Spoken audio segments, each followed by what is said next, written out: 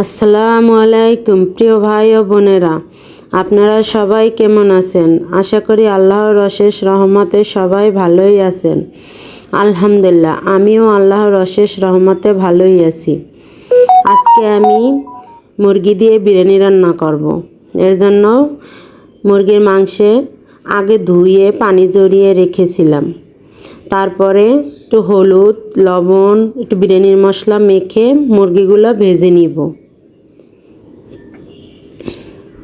একটু ভেজে নিলে কি হয়, মুরগির মাংসটা খেতে অনেক ভালো লাগে আর কালারটাও সুন্দর আসে।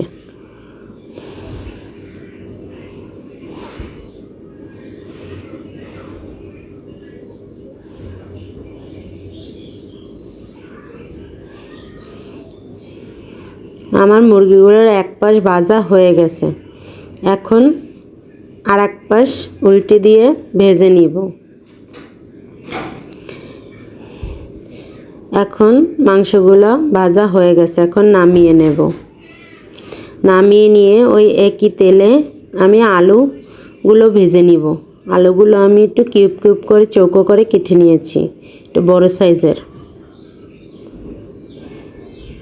এখন আলুগুলো ভেজে নিব। আলুগুলো ভাজা হয়ে গেছে, আলুগুলো নামিয়ে নেব। আলুটাও আমি একটু বিরিয়ানির মশলা মেখে আর লবণ মেখে ভেজে নিয়েছি।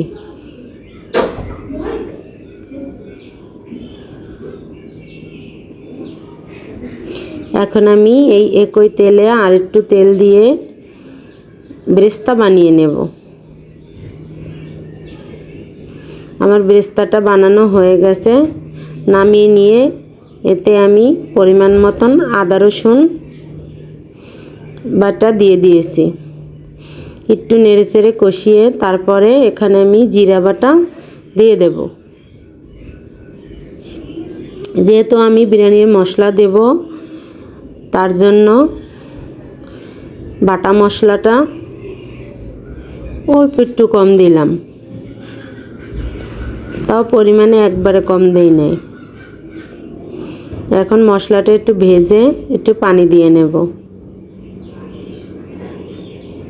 তারপর এর সাথে একে একে সব মশলা অ্যাড করব।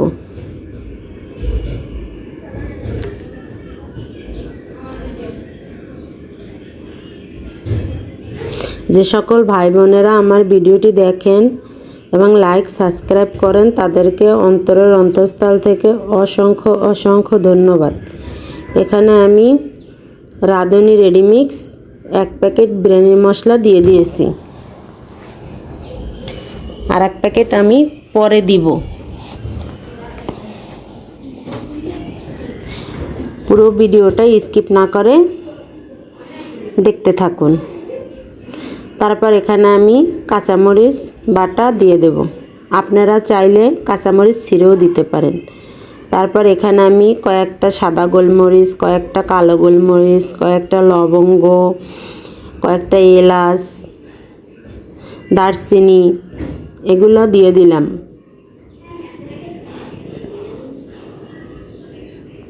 এখন আমি দিব স্বাদ মতন লবণ।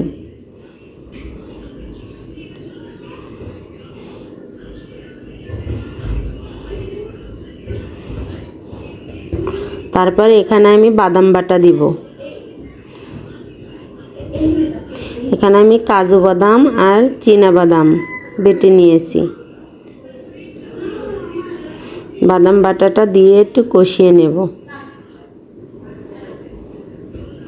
তারপর এখানে দিব আমি টক দই। বিরিয়ানির মূল মশলাই হয়েছে বেরেস্তা আর টক দই। এগুলো না দিলে বিরিয়ানি খেতে অতটা মজা হয় না। আমি আজকে যেভাবে রান্না করেছি, আপনারা যদি এভাবে রান্না করেন তাহলে ঘরে বসেই রেস্টুরেন্টের স্বাদ পাবেন। তারপর এখানে দিয়ে দিলাম তেজপাতা, যেহেতু বিরিয়ানির মশলার ভিতরে সমস্ত মশলাই আছে।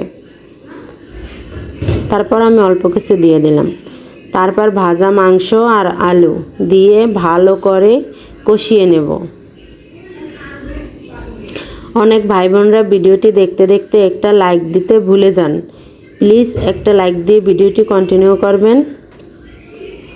আর আপনাদের মূল্যবান মন্তব্য কমেন্টে জানিয়ে যাবেন। তারপরে আমি এখানে একটু ঝোল দিয়ে ঢেকে সুন্দর করে সিদ্ধ করে নিব। সাথে আমি একটু টমেটোর সস দিয়ে দেব। আপনারা যদি কেনা সস না দেন তাহলে এই ক্ষেত্রে এখানে একটু চিনি দিয়ে দেবেন, যেহেতু টক দই আছে, তারপর টমেটোর সস। আমি এখানে কেনা সস দিয়েছি দেখে, কেনা সস অনেক মিষ্টি হয়, এজন্য চিনিটা আর দেই নাই, পরে দিব।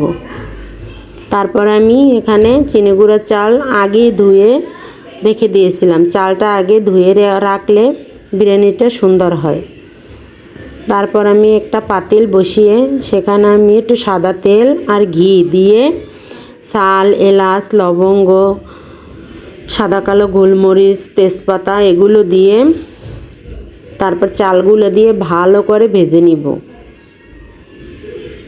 চাল ভাজার সময় ঘি দিলে চালগুলা অনেক সুন্দর হয় ভাজা, অনেক সুন্দর একটা ঘ্রাণ আসে।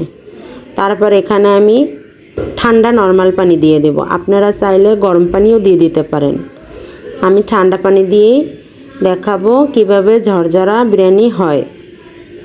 তারপর আমি রান্না করা মাংসটা দিয়ে দিলাম, দিয়ে ভালো করে নেড়েচেড়ে মিশিয়ে তারপর বাকি উপকরণ একে একে দিয়ে দেব।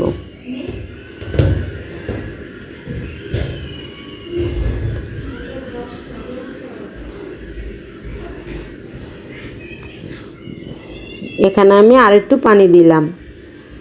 আপনারা পানিটা চাল মেপে দিবেন, যেই পরিমাণ চাল নেবেন তার ডাবল পানি দেবেন। তবে হ্যাঁ, চাল নতুন পুরান আছে সেটা দেখে বুঝে পানি দিতে হবে। তারপর এখানে আমি বিরিয়ানির মশলা আর এক প্যাকেট পুরোটাই দিয়ে দিলাম।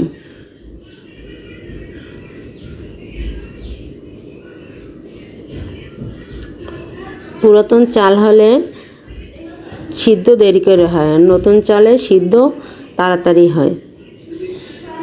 নতুনদের জন্য টিপস, যদি বলক আসার পরে মনে করেন যে চালটা সিদ্ধ হইতে অনেক টাইম লাগবে তাহলে জাল কমিয়ে দিবেন। তারপর আমি স্বাদ মতন লবণ দিয়ে দিলাম আর পেঁয়াজ বেরেস্তা দিয়ে দিলাম।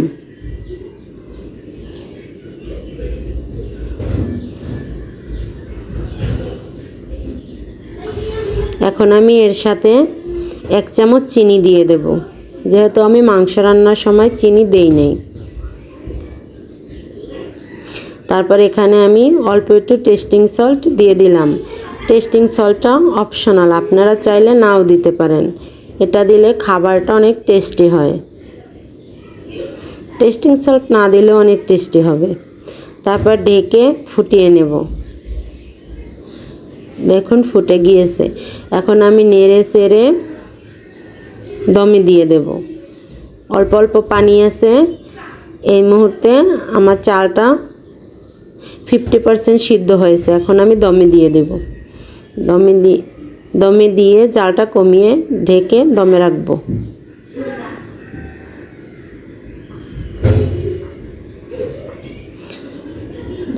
এখন আমি নেড়ে চেড়ে আবার দমে দিয়ে রাখবো, নয়তো লেগে যেতে পারে, এই জন্য আবার নেড়ে চেড়ে দিতে হবে।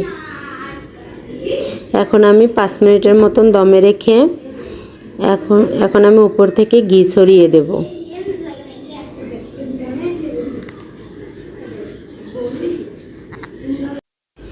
তারপর আমি ভালো করে নেড়ে চেড়ে ঘিটা মিশিয়ে নেব। ঘিটা মিশিয়ে আমি আর একটু সময় দমে রেখে দিব। এই ক্ষেত্রে জালটা একদম কমিয়ে রেখেছি, হালকা আছে। জাল বাড়িয়ে রাখলে কিন্তু নিচে পোড়া লেগে যাবে, খেতে ভালো লাগবে না। আমি এখন সার্ভ করে দেখিয়ে দিচ্ছি। দেখুন মাশাআল্লাহ, আমার বিরিয়ানিটার কালারটা কত সুন্দর হয়েছে। এটা খেতেও দারুণ ছিল, অনেক সুস্বাদু ছিল। আবার দেখা হবে নতুন আর একটা রান্নার ভিডিও নিয়ে। ততক্ষণ সবাই সুস্থ থাকুন, ভালো থাকুন। সকলের জন্য দোয়া ও ভালোবাসা রেখে আজকের মতন আল্লাহ হাফেজ। আসসালামু আলাইকুম।